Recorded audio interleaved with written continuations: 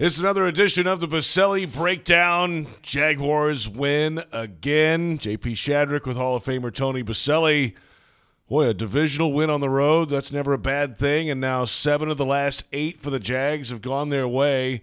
8-3 record, and they have I kind of want to call it a stranglehold on the division. This was a pivotal game this past week. It was a big time. It was a big game, and it was a big time win. Division games are tough. Division games on the road against a good football team with a hot quarterback are really tough. And they came, didn't play perfect. I actually think it shouldn't have been as close as it was. I thought the Jaguars were clearly the better team on the field. But it was hard fought, and I give them a lot of credit. You know, they go down in the third quarter. You know, a lot of teams would fold there when you kind of feel the momentum, the crowd get going, a call going against you the wrong way. But they responded and went down there, got a touchdown, 2-point conversion, took a 7-point lead, and really held on and did what they needed to. And big time plays by that defense late, and led by Josh Allen with that sack and a half on the last drive to pretty much ice the game. You can have star players on a roster, but star players on the roster have to make big-time plays in big moments, and they did that this past week. Trevor Lawrence had his second-best career passing yardage game.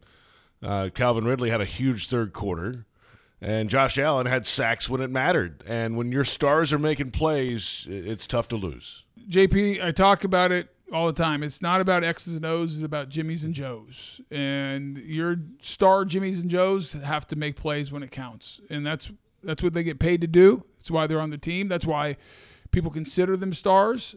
They step up, and you know the guys made plays. And you can go down the list because I think other guys played really well. I think Aluakon is just such a good player. Mm-hmm.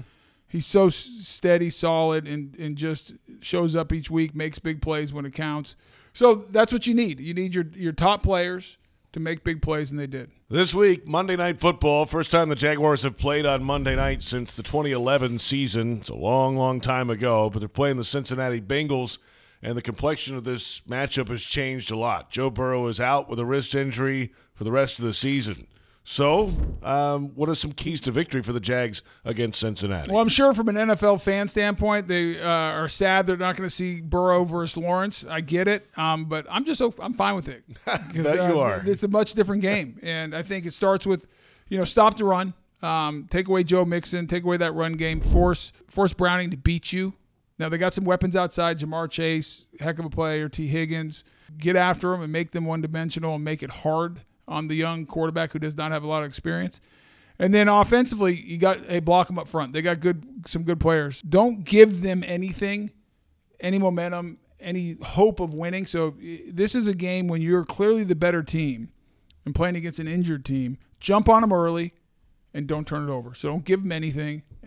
Start fast, and you shouldn't have any problems. Jaguars, as we sit right now, are the number 3 seed in the AFC playoffs. If it ended today, well, it's not ending today. Jags have 6 games left. Cincinnati this week, at Cleveland, Baltimore at home, at Tampa, Carolina at home, at Tennessee.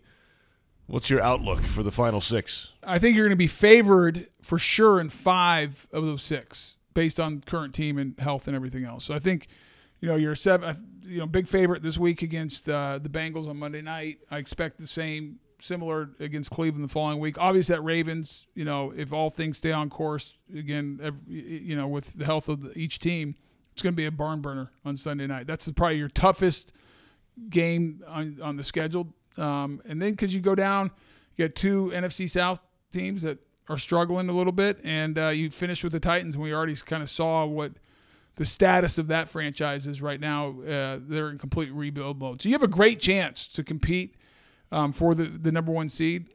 But I like the approach. We can talk about that, JP. The fans can think about it. But I really appreciate the approach of Doug and this team. They're consistent week in, week out. All they care about is winning the week. Figure out a way to be 1-0 this week. And I think they'll figure that out and just be fine Monday night against the Bengals. If we didn't talk about it, what else would we talk about? We're supposed to talk about it. It's December. Come on, man. We're supposed to talk about it. This is what every NFL fan wants for their franchise. Playing meaningful games late November into December, going to January. Because that means the the season matters still, and you're playing for playoff position. In this case, we're playing for the #1 seed to go position ourselves in the playoffs to make a run at a title. And that's what it's all about, and it's a lot of fun. This is a lot more fun than, I'm glad Doug and Trevor and the rest of the staff and all these players are here, because right now they're really giving us quite a treat, and it's a fun group to root for. Tony, we'll talk to you again next week. Sounds good, JP. For more exclusive content like this, make sure you check out our show, Jaguars Weekly UK, every Wednesday, 9 p.m. on Sky Sports NFL.